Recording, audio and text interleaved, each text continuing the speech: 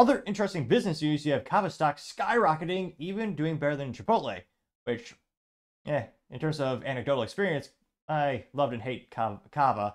They bought out one of my favorite restaurants in the past couple of years, which is Zoe's Kitchen, famously headquartered. Well, I would know because it's a good old Texas-based company. They used to be based in good old Plano, Texas, just down the street, and they have some great salmon kebabs. Unfortunately, those have been going away as they replace them with the branding and the menu of Cava, because Cava is the new parent company behind it. I think they bought them out about 4 to 5 years ago, but it's basically pseudo fast food but Mediterranean, and not as fast as McDonald's or anything, but relatively fast, moderately priced food.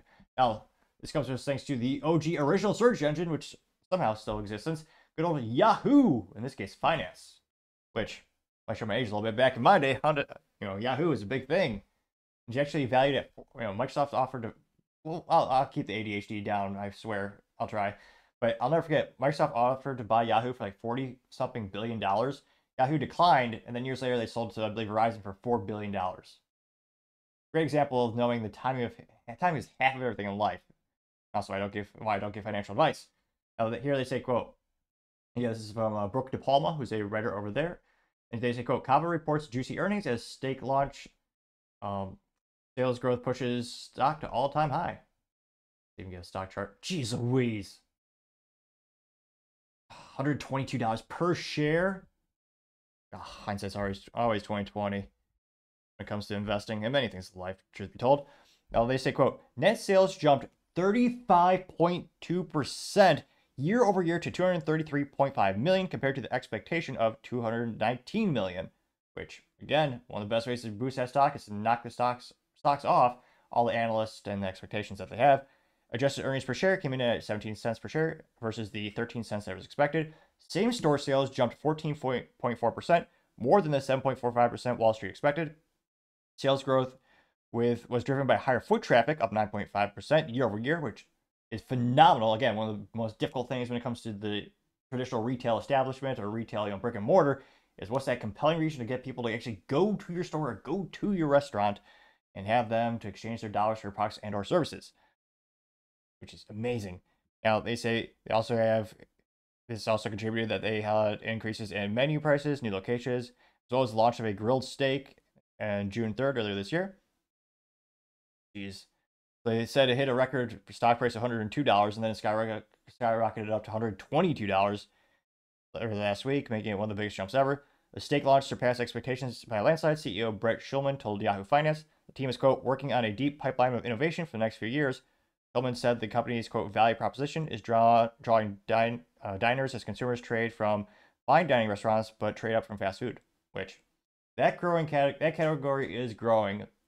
Because again, there are a myriad of issues that have destroyed McDonald's, including the government putting their getting involved too much in the private sector. You got California raising minimum wage laws for that, and overregulation. And again, now McDonald's is so expensive, it's prohibitively expensive. The whole value prop of McDonald's is gone. It used to be fast, cheap, and convenient. It's now, none of those things. Especially if you want ice cream, I'm pretty sure you have to wait 3 weeks in order to get the ice cream. You have to place a deposit when you go to the cashier. Say, hey, I want to pick this up in 3 weeks. Can you prepare for that? And by then, half the time, the machine is fixed. I'm only partially kidding. Now, they say that, quote, the company raised its full-year outlook to sales growth of 8.5% to 9.5%, reflection of the strength we continue to see in business expectations. And here you can see their sales bouncing back. Which, again, of all times, I'm pretty impressed. Because, again, for most businesses, 2024 is a very challenging year. Unprecedented economic and political uncertainty. And it's fascinating to see, since my tech company we work primarily with businesses, usually medium and large businesses, and the businesses are drawing, at least we're seeing them decrease their investments in many areas of the business, even more so than 2020, which, again, every election, no matter who's running, there usually is a little contraction when it comes to business operations expenses. Now, there you can see the chart says Cava rebound to strong sales growth in Q2, and geez Louise, yeah, they say, that's insane. Q1, 2.3%, Q2, 14.4%. That's the foot traffic. That's insanely good. Your chief marketing officer and the restaurant menu architect, they're gonna get some nice accolades. I don't know, might even get poached by a competitor company. Who knows? Now, they say that shares Oh, jeez. Again, don't buy. Not financial advice. Shares are up 180% year to date. Wow. Compared to 20% for Chipotle and 18% for the S&P 500. Which, yeah, I would have never thought this would be doing so good. They also note that in Q2, Cava opened 18 new locations, bringing the total to 341 restaurants. And they plan to keep on growing and doing well. And jeez Louise, that is, wow.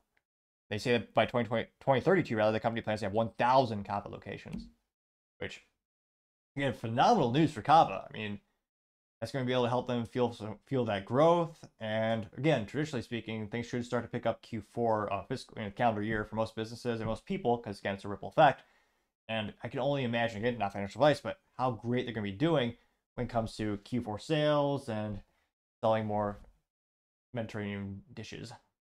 And interesting enough, let me know in the comments. Have you ever heard of this up and coming restaurant? Have you ever been to a Zoe's Kitchen or before? Let me know in the comments. As always, be fascinated to hear what you have to say. Thank you everyone for taking the time to tune in. Again, trying to get to 4,000 subscribers by the end of the month. So if you can click that button, I'd greatly appreciate it. Also, give me a thumbs up, a thumbs down, or comment. It's a great way to give me some additional feedback, letting me know I can make the show better and better.